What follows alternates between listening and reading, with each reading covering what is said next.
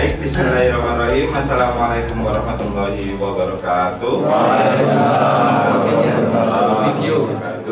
Baik Bapak Ibu sekalian yang kami hormati, hari ini kita akan mempraktekkan resep-resep rebusan sama juga beberapa Oke, di jeda dulu ada iklan.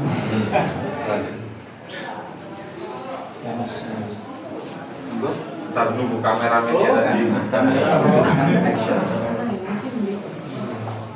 Kabel lali. Mlebu suarane. Yuk ulang. Ulangi lagi. Ya. Baik, bismillahirrahmanirrahim. Assalamualaikum warahmatullahi wabarakatuh. Baik Bapak Ibu yang kami hormati, hari ini kita akan bersama belajar untuk membuat beberapa resep-resep rebusan yang ada di BSM. Di antaranya ada rebusan sal manis, kemudian rebusan pikir, kemudian ada juga rebusan madaran, lalu nanti ada jus diabetes, jus kolesterol, dan jus aleja. Baik, yang pertama saya jelaskan dulu. Jadi herbal ini memang mudah, tapi perlu perhatian khusus. Kenapa begitu? Karena kalau asal-asalan ketika membuatnya juga akan berimbas pada yang mengkonsumsi seperti itu. Jadi perlu diperhatikan bagaimana cara mengolahnya, bagaimana cara membuatnya harus betul-betul perlu diperhatikan. Salah satu contohnya seperti rebusan selikir. Apa itu rebusan selikir? Yaitu seledri dan kenikir. Untuk rebusan selikir ini memang kami rekomendasikan untuk Bapak Ibu yang mempunyai keluhan-keluhan seperti asam urat, diabetes, kolesterol. Jadi fungsinya untuk rebusan selikir ini yaitu untuk membersihkan sumbatan-sumbatan yang ada di pembuluh darah seperti itu. Apa saja bahan-bahannya? Yang pertama yaitu sudah jelas seledri dan kenikir. Untuk satu resepnya kita membutuhkan untuk seledri sendiri itu kita butuh 3 batang. Satu resep nih, seledrinya 3 batang. Sudah tahu seledri semuanya bentuknya. Kemudian untuk kenikirnya kita membutuhkan 6 pucuk. Kenikirnya seperti ini. 6 pucuk. Nah, seperti itu. Lalu bagaimana cara memprosesnya? Nah, ini yang perlu diketahui. Untuk rebusan selikir ini tidak direbus dari awal, tetapi direbusnya ketika airnya sudah mendidih baru dimasukkan seledri dan kenikirnya. Seperti Bapak Ibu ketika membuat teh ngecam gitu bahasanya. Tahu ngecam ya? Jadi hanya direndam saja. Nah, kemudian untuk durasi waktunya yang perlu diperhatikan ketika merendam rebusan seledri dan kenikir ini tidak boleh warnanya sampai hijau pekat. Seperti itu. Jadi cukup sekiranya sudah hijau bening nanti disaring lalu dikonsumsi. Kenapa begitu? Karena ketika warnanya sampai hijau pekat atau bahkan sampai coklat malah bisa menyebabkan asam urat. Jadi kira-kira 3 menit. Kurang lebih 2 menit, 3 menit. Yang penting nanti diperhatikan ketika sudah warnanya hijau bening disaring lalu dikonsumsi seperti itu. Sekali minum Mas? Sekali minum. Seperti itu. Rasio air awal sama air diminumnya berapa? Airnya nanti kurang lebih ketika kita membuat rendam air panas nanti itu kurang lebih 200 sampai 250 ml atau 1 gelas. Jadi 1 gelas. Dari berapa gelas jadi berapa? Ini nanti sebenarnya Bapak Ibu nanti ketika misalkan di rumah itu membuat banyak bisa. Jadi caranya ketika Bapak Ibu membuat banyak, misalkan satu resep ini untuk kapasitas air 1 gelas maksimal 300 ml lah. Nah, ketika nanti dibuat lagi, nanti direndam lagi seperti itu. Tapi langsung tidak boleh besoknya baru direndam. Paham ya maksudnya ini Pak? Dari 1 liter menjadi 300 ml atau dari berapa menjadi berapa Pak? Sampai ininya Pak? Nggak ada ukurannya ya? Pokoknya sampai bening ya? Pokoknya takarannya itu airnya adalah 200 sampai 250 ml atau 1 gelas paling gampangnya. Seperti itu. Enggak, air panas saja kan kita rendam. Ngecam ya, bahasanya ngecam. Seperti itu, bukan ngerebus. Sebelum bahan-bahan itu dieksekusi, apakah perlu makanya kali harus direndam garam? Kita nggak tahu ya, kalau beli di pasaran, Oh iya, bahan-bahan itu kan disemprot pestisida atau apa seperti itu. Gimana bahan-bahannya? Memang baiknya kalau ada memang yang organik. Yang ada, kalau tidak bisa menjaga atau menemukan yang organik, bisa Bapak Ibu mungkin mencucinya saja sudah cukup. Nah, kalau teknik mencuci herbal biasanya memang usahakan bahan-bahannya memang menggunakan bahan-bahan yang stainless. Bahan stainless yang pertama. Kemudian berikutnya tekniknya adalah gunakan air mengalir. Air mengalir. Misalkan nanti di keran gitu nggih. Usahakan airnya jangan dibuka full gitu bukan, tapi buka sedikit gitu aja nanti sambil dicuci. Nggak usah pakai garam berarti ya? Nggak usah. Seperti itu. Oke, begitu nggih.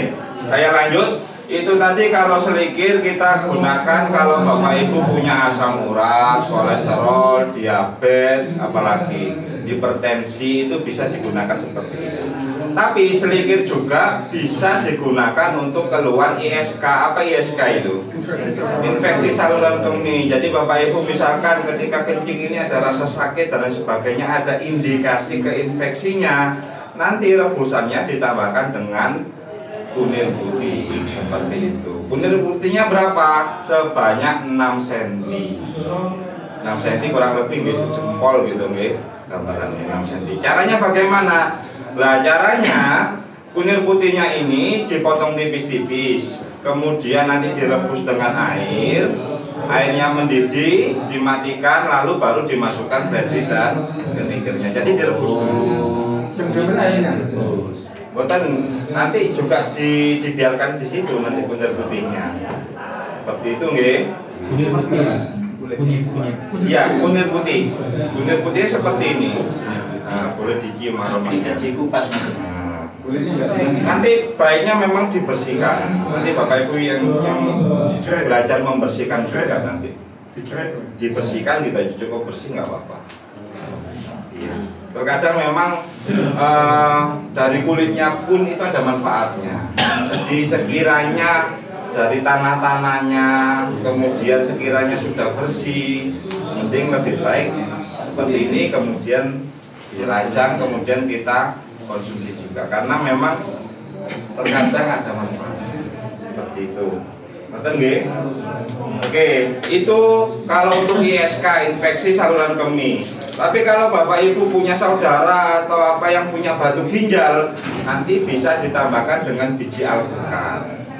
Batu ginjal, misalkan punya saudara atau teman yang punya keluhan batu ginjal, itu rebusan selikir ini ditambahkan biji alpukat. Caranya bagaimana? Nah, caranya untuk biji alpukatnya ini nanti dipotong tipis-tipis dulu. Dipotong tipis-tipis, kemudian dijemur dulu. Dijemur, kering, betul, kering, kemudian setelah kering disimpan kan sisanya. Nanti cukup diambil 3 lembar saja. Nah, dari 3 lembar biji alpukat ini nanti kemudian direbus dengan air. Takarannya berapa airnya? Sama seperti tadi, takarannya kurang lebih 1 gelas. Seperti itu. Direbus, mendidih airnya, dimatikan, lalu baru dimasukkan seledri dan kenikir. Itu untuk keluhan batu ginjal. Berarti sama batasnya dengan yang tadi itu ya? Betul. Kalau tadi ISK, kalau ini batu ginjal. Ya, silakan Pak. Untuk batu ginjal apa dengan masih dengan kunyit putihnya? Boleh juga sebenarnya, tapi kunir putih ini memang kalau ada infeksi seperti itu. Kalau misalkan hanya batu ginjal saja, mungkin cukup dengan ditambahkan biji alpukat yang sudah dikeringkan sebanyak 3 lembar. Dicampur bisa Pak ya? Gimana? Kunir putih sama Bisa juga lebih baik, lebih bagus sebenarnya. Dengan pasiennya ISK dan Batu ginjal. Makanya sesuai kebutuhan sebenarnya. Perlakuan biji alpukat setelah dicuci dikeringkan apalagi Kan diiris tipis-tipis dulu, kemudian dikeringkan. Setelah kering nanti sisanya disimpan. kan kalau sudah kondisi kering kan sudah tidak berjamur nggih. Nah, nanti ketika mau memproses itu diambil cukup 3 lembar saja. Sehari berapa kali Pak bikin gitu atau Kalau untuk itu, iya. Misalkan ada keluhan batu Ya, ginjal, dua-duanya lah soal ini kembali ke kondisi pasien masing-masing. Kadang, maaf, kalau herbal memang tidak bisa menyembuhkan secara langsung, dia secara bertahap. Karena herbal ini dia sebenarnya membantu untuk menutrisi tubuh. Kembali lagi, yang bisa menyembuhkan adalah metabolisme tubuh itu sendiri. Artinya setiap hari diminum nggak apa-apa ya? Betul, Efek nggak apa-apa. berlebihannya nggak ada ya? Tidak kayak apa-apa, samping? selama prosesnya tepat, insya Allah tidak apa-apa. Seperti tadi yang saya sampaikan, jangan sampai kerendam seledri geni-geni sampai hijau pekat atau sampai coklat, karena bisa menyebabkan asam urat. Tapi kalau memprosesnya sampai hijau pekat kemudian diminum, ya nanti akan menimbulkan keluhan lainnya. Sepertinya berlebihan. Begitu nggih? Udah kira-kira? Udah. Setiap hari nggak apa-apa. Enggak apa-apa. Bikin kayak teh bening gitu. Biasanya diminum 1 kali sehari. Kalau untuk 1 resep ini 1 kali. Ya, betul. Betul. Sebenarnya bisa misalkan Bapak Ibu hari ini membuat gitu ya. Kan sudah airnya takarannya kan 1 gelas. Direndam, kemudian dikonsumsi. Nanti langsung direndam lagi sebenarnya masih bisa. Masih bisa. Kalau 1 sampai 2 kali masih bisa. Tapi kalau lebih takutnya manfaatnya kurang. Seperti itu. Kalau misalnya minumnya 2 kali itu sehari itu nggak apa-apa? Cukup 1 kali sebenarnya. Sebenarnya nanti ketika Bapak Ibu sering minum sedikit, indikasinya adalah sering pipis. Karena dia membersihkan sumbatan-sumbatan yang ada di dalam tubuh. Nah, seperti itu. Saya lanjut lagi. Untuk selikir biasanya gandengannya adalah yang namanya rebusan sal manis, yaitu daun salam dan kayu manis. Bahan-bahannya apa saja sal manis? Ada yang pertama daun salam 5 lembar, kayu manis 3 batang, kurang lebih ukurannya 10 cm. Kemudian kunir putihnya 6 cm, kemudian jahe merahnya 6 cm juga, seperti itu. Jadi misalkan Bapak Ibu mempunyai keluhan diabetes, biasanya memang kami rekomendasikan diabetes ini minum 2 rebusan sal manis dan rebusan selikir. Yang sal manisnya membakar sumbatannya, yang selikirnya membuang sumbatannya, seperti itu. Ya, seperti itu. Ya, jadi untuk sal manis sendiri memang kami rekomendasikan untuk penyakit-penyakit kronis, misalkan kondisi badan diabetes, kemudian kanker tumor juga konsumsi sal manis, kemudian untuk obesitas juga bisa konsumsi sal manis secara rutin, seperti itu. Ngoten nggih? Saya jelaskan untuk proses pembuatannya. Kalau sal manis ini kita butuhkan nanti airnya 1,5 liter. 1,5 liter. Untuk bahan-bahannya dicuci bersih. Setelah dicuci bersih, kemudian untuk rimpang jahe dan kunir putihnya cukup diiris tipis-tipis. Diiris tipis-tipis. Setelah itu pinang mudanya ini nanti, ada pinang muda ya, tadi belum saya sebutkan ya. Jadi pinang mudanya dibelah 2, kemudian digeprek sedikit. Supaya apa? Ketika nanti kita merebus bisa terekstrak manfaat dari kulit pinang mudanya. Itu ada isinya nggak? Ada isinya. Isinya nggak dicampurkan? Sebenarnya yang kita manfaatkan adalah kulit pinang mudanya. Tapi nanti nggak apa-apa, direbus juga ada manfaatnya. Seperti itu. Begitu nggih? Direbus, mendidih, blukutuk awal itu langsung dimatikan. Seperti itu. Setelah dimatikan, ditunggu dulu supaya diekstrak dengan air panasnya tadi. Setelah itu baru dikonsumsi. Kan 1,5 liter. Nanti Bapak Ibu 1 hari biasanya memang kami sarankan cukup 1 gelas saja. 1 gelas dikonsumsi. Sisanya bisa disimpan di kulkas. Besoknya untuk dikonsumsi lagi, tapi dengan catatan tidak boleh direbus lagi. Kalau pengen hangat, cukup ditambahkan air panas secukupnya. Seperti itu. Gimana? Pas merebus perlu diaduk lagi. Pas merebus biasanya dibiarkan saja. Jadi khusus perlakuan minum tadi bareng rebusan ya. Semuanya direbuskan dari awal. Misalkan air suhu normal ya, air biasa gini dari awal. Nanti kalau di rumah ini nanti kan kita praktek apinya langsung besar. Tapi kalau bapak ibu di rumah, kami sarankan airnya apinya sedang aja. Supaya apa? Supaya nanti di ekstraknya lebih maksimal lagi. Kayak gitu. Biasanya kalau bapak ibu punya misalkan keluhan diabetes, kolesterol, hipertensi, biasa memang kami sarankan konsumsi sal manis dan sedikit, tapi tidak boleh bareng. Jadi misalkan satu hari ini konsumsi sal manis, selama 3 hari sal manis dulu, kemudian 3 hari berikutnya baru konsumsi sedikit. Supaya apa? Supaya sal manis ini bisa membakar sumbatannya dulu selama 3 hari, kemudian yang sedikit ini buang sumbatannya. Oh jadi sehari nggak bisa selang-seling sehari 1 kali senikir, 1 kali ini nggak boleh. Nggak, kurang. Supaya kurang, ya, tahap ya, kurang buka baik. dulu. Betul. Jadi nanti tubuh pun kalau dipaksa terlalu cepat juga kurang baik. Yang boleh agak panjang itu berarti senikirnya Pak ya. Untuk sal manisnya mungkin 3 hari membuka aja. Setelah itu lama sehari-hari sampai itu selikirnya gitu ya. Enggak, jadi konsumsinya 3 hari selang-seling. Oh, selang-seling ya? Selang-seling. Oh. Bisa 3 hari atau bisa seminggu. Seminggu ya. Boleh.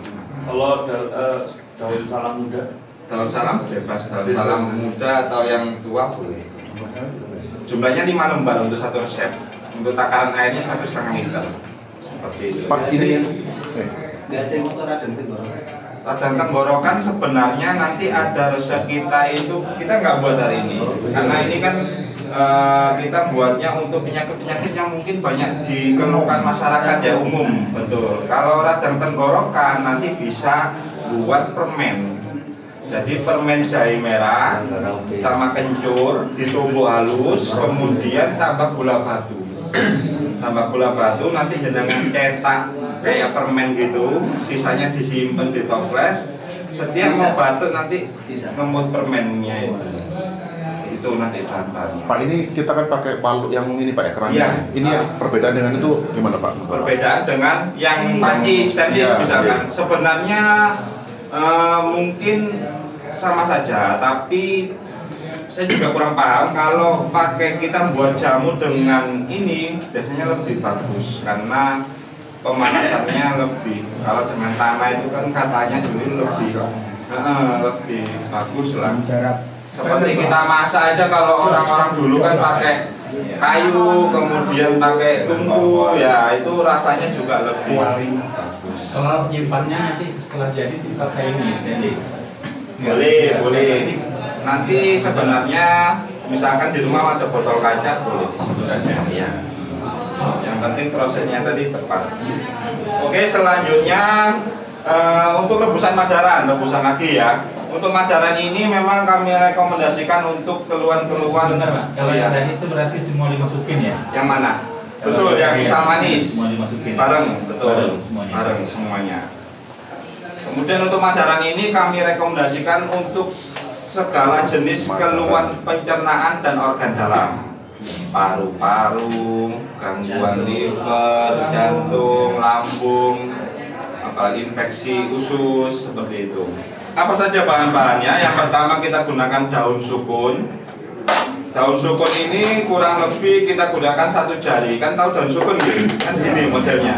Nah itu kita gunakan 1 jari. Kurang lebih 12 cm daun sukunnya. Kemudian kita gunakan juga temulawak. Kurang lebih 6 cm. Ini nanti bisa dipotong dan dibersihkan dulu. Kemudian kita gunakan juga kunir putih kurang lebih 6 cm. Setelah itu kita gunakan gula aren. Gula arennya sebanyak 1 sendok makan. Untuk airnya kita gunakan 1 resep ini 500 ml. Seperti itu. Iya, setengah liter. Untuk proses pembuatannya sama, dicuci bersih dulu semuanya. Kemudian untuk rimpang-rimpangnya dirajang tipis-tipis. Kemudian nanti direbus dengan air takarannya 500 ml, mendidih langsung dimatikan. Baiknya memang ditunggu dulu, jangan langsung dikonsumsi, ditunggu hingga hangat, biar terekstrak dulu manfaat dari bahan-bahannya, baru nanti dikonsumsi. Ketika Bapak Ibu punya keluhan GERD atau lambung akut, nah nanti bisa dirutinkan ini seperti itu. Sehari minum Satu kali. Baiknya memang Sebelum satu tidur. kali. Baiknya sebelum makan. Nah, sama dengan yang tadi yang apa? Salmanis ini. Salmanis. Aplikasinya itu sekali minum itu berapa mili? Kurang lebih 1 gelas. 1 gelas 200 1 mili. gelas kurang lebih 200 sampai 250 ya. Tapi memang untuk catatannya untuk Madaran ini tidak boleh menginap.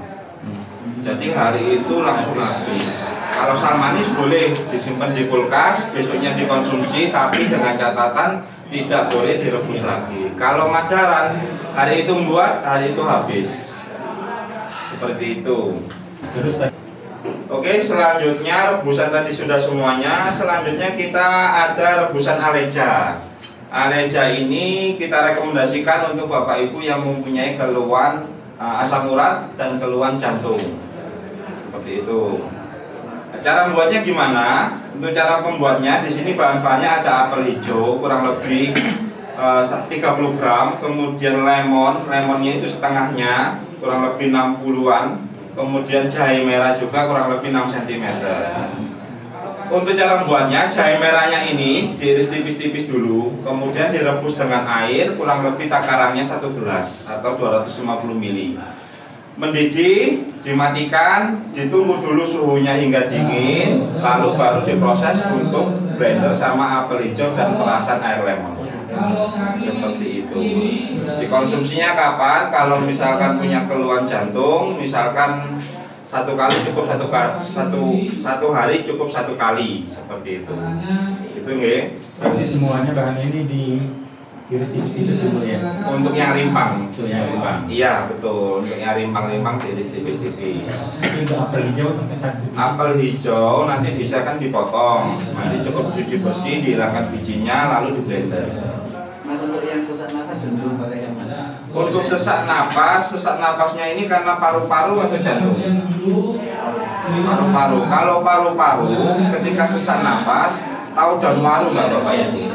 Daun waru itu nyari yang pupus, daun waru yang masih muda, nanti di blender, habis itu nanti direbus dengan air 1 gelas, dikonsumsi. Nanti kalau pas kondisi sesak. Tidak hanya dimasukkan mendidih dan matikan. Iya, mendidih langsung dimatikan. 1 lembar cukup. 1 lembar cukup. Itu kalau kondisi kita pas sesak. Tapi untuk kalau setiap harinya, misalkan ada keluhan paru-paru, minumnya ini yang Madaran. Yang Madaran ini. Kalau pas kondisi sesak, pakai yang daun waru yang masih muda. Catatan jangan yang tua yang masih muda. Yang kalau nggak salah warnanya itu beda, agak kemerah-merahan atau apa itu ya pakai yang Pakai daun muda. daun muda. Intinya nggak sampai Enggak sampai. Jadi supaya nanti ketika rebus dia bisa terekstrak gitu loh maksudnya. Seperti itu. Ya, monggo silakan. Kadang kalau saya bikin daun salam, masyarakat ini kan dimasak dalam keadaan segar. Iya. Ada sisanya nih, kalau dikeringkan itu boleh. Boleh, tapi sebenarnya dikeringkan pun ada tekniknya sendiri. Ketika kita salah menjemurnya, misalkan kita menjemur langsung di bawah terik matahari, malah kadar airnya hilang semuanya dan manfaatnya hilang semuanya. Jadi ini kalau dijemur kan pakai Betul, plastik UV biasanya disimpan di kayak apa ya, kayak ruangan yang khusus gitu ya. Biasanya kalau udah dikeringkan secara itu berarti tekniknya Sama saja. Jadi nanti ketika dikeringkan, biasanya nanti ketika proses pengiringannya sesuai itu warnanya masih hijau gitu. Hanya kadar airnya saja yang berkurang. Kering angin. Pak Gila, kalau kita senang makan kenikir, bagusnya itu dimentah atau dimakan setelah direbus? Sebenarnya biasanya kan ada juga yang suka lalapannya sendiri Nah, gitu ya. Bisa iya. pecel juga. Ya, itu bagusnya mentah atau gimana? Ya nggak apa-apa, konsumsi langsung nggak apa-apa. Iya. Kenikir itu kalau dari Pak Bayu kan bentuknya seperti gerigi gitu, gaji. Dia berfungsi untuk membersihkan sumbatan itu yang ada di komputer. Seperti itu. Oke, udah guys, saya lanjut lagi. Selanjutnya kita ada jus diabetes. Nah, jus diabetes ini kalau tadi ketika Bapak Ibu punya keluhan gula darah tinggi, kan minum rebusannya sarmanis sama selikir, tapi waktunya diselang-seling ya, 3 hari. Kemudian kita sarankan juga bisa konsumsi jus diabetes, karena di dalam jus diabetes ini ada yang namanya pare. Kalau pare ini kan berfungsi untuk sebagai pemulihan pankreasnya, jadi untuk memproduksi insulin. Ini ada di pare. Enak Pak rasanya. Manis Pak, bisa bahan-bahannya apa saja. Jadi kalau jus diabetes ini yang pertama pare. Kalau misalkan ukurannya besar bisa dipakai sepertiganya. Kemudian kita juga pakai belimbingnya belimbing buah ya, bukan belimbing yang sayur kecut itu. Kemudian mentimun juga. Ini kurang mentimunnya. Mentimunnya nanti kita gunakan 100 gram mentimun. Kemudian ada juga kacang panjangnya juga, kita gunakan kurang lebih 1 batang atau 30 gram. Seledrinya kita gunakan 3 batang. Jadi untuk jus diabetesnya ini prosesnya sebenarnya sama seperti jus yang lain. Dipotong kecil-kecil supaya mempermudah proses blendernya. Kemudian ditambahkan air 1 gelas. Air 1 gelas di blender lalu dikonsumsi seperti itu. 1 minggu cukup mungkin 3-4 kali kalau punya keluhan diabetes. Tapi kalau keluhan diabetesnya tinggi, tidak bisa turun, kami sarankan memang setiap hari bisa konsumsi jus diabetes ini. Tapi kalau kondisinya gulanya ini naik dan turun, seminggu cukup 3-4 kali saja. Seperti itu. Nonton nggih? Airnya kurang lebih 1 gelas. Kurang lebih 200 sampai 250 ml biasanya. Tadi nggak usah digodok Pak, di jus aja Pak. Di jus langsung, sama kayak buat jus-jus biasa. Seperti itu. Bisa, nanti langsung dikulkas. Siapa seperti jus biasa itu.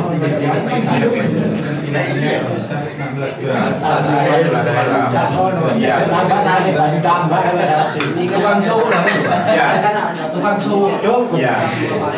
Pare yang biasanya digunakan sayur gitu. Ada jenis lain ya. Oh. Biasanya memang kita pakai pare-pare yang buat sayur atau buat ini ya.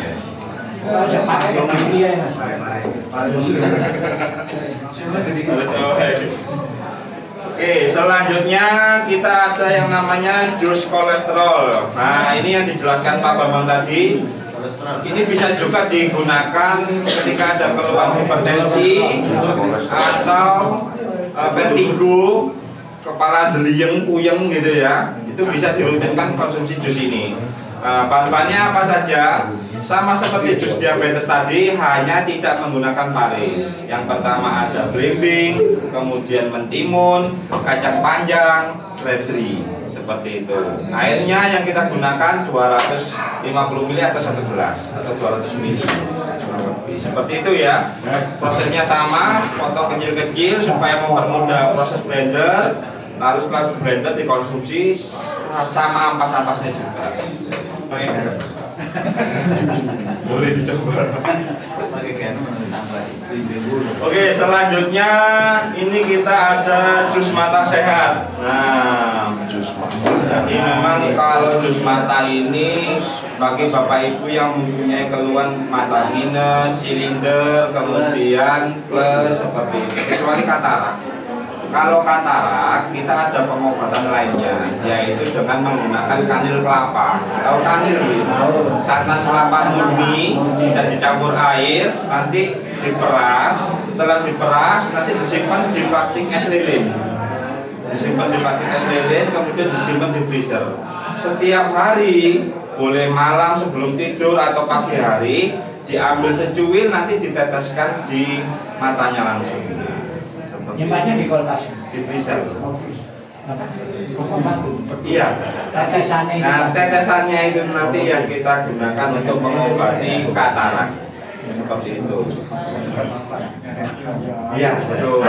Oke, ini saya sampaikan untuk jus mata ini untuk keluhan mata minus plus sama silinder ya. Jadi nanti ketika Bapak Ibu selain mengkonsumsi jus mata ini nanti akan belajar terapi untuk mata. Biasanya ditekan di area pelipisnya. Nanti belajar. Ya, kemarin sudah. Nah, itu nanti kalau bisa dilakukan setiap hari. Kemudian ini juga dirutinkan, ini juga dikonsumsi. Masih matanya bapak ini lihat orang yang SPB itu pakai tapi Dalam hujan. Dalam hujan. Abang biru kelihatan ya Pak ya. Soalnya lihat apa itu laki yang merah itu. Iya. Glukoma juga bisa. Glukoma ini kan biasanya dia ada penyebabnya karena ada tekanan terlalu tinggi. Misalkan diabetes, berarti selain konsumsi jus ini sebenarnya yang kita obati dulu adalah diabetesnya. Betul. Jadi diabetesnya ini kita tekan supaya tidak tinggi. Nah, kemudian sambil nanti berangsur memulih biasanya. Kalau glukoma itu biasanya ada itu keluhan riwayat lainnya, ada indikasi lainnya. Bahan-bahannya apa saja? Yang pertama kita gunakan kacang panjang sebanyak 1 batang, kemudian wortel kurang lebih 100 gram atau 1 batang. Lalu kita gunakan juga tomat, buah tomat kurang lebih 80 gram. Lalu seledri 3 batang, kemudian kita gunakan juga buah pepaya. Untuk buah pepayanya dengan catatan kuning-kuningnya ini jangan dibuang, cukup bijinya saja. Nah, seperti itu. Karena bijinya saja yang dibuang karena ini juga bermanfaat untuk membantu pemulihan saraf mata.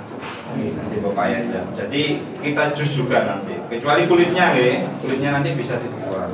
Seperti itu. Prosesnya sama seperti jus yang lain, dipotong kecil-kecil, di blender, ditambahkan air kurang lebih 1 gelas, lalu dikonsumsi sama ampasnya. Siap. Oke, sudah paham semuanya nggih? Ada pertanyaan kira-kira? Cukup mungkin? Cukup ya.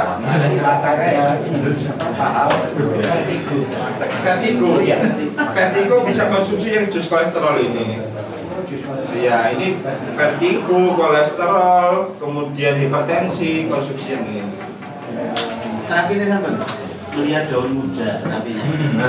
Oke, boleh dilanjut nanti dipandu sama ketua masing-masing. Di sini kelompok berapa? Kelompok 4, sana kelompok 3. Monggo.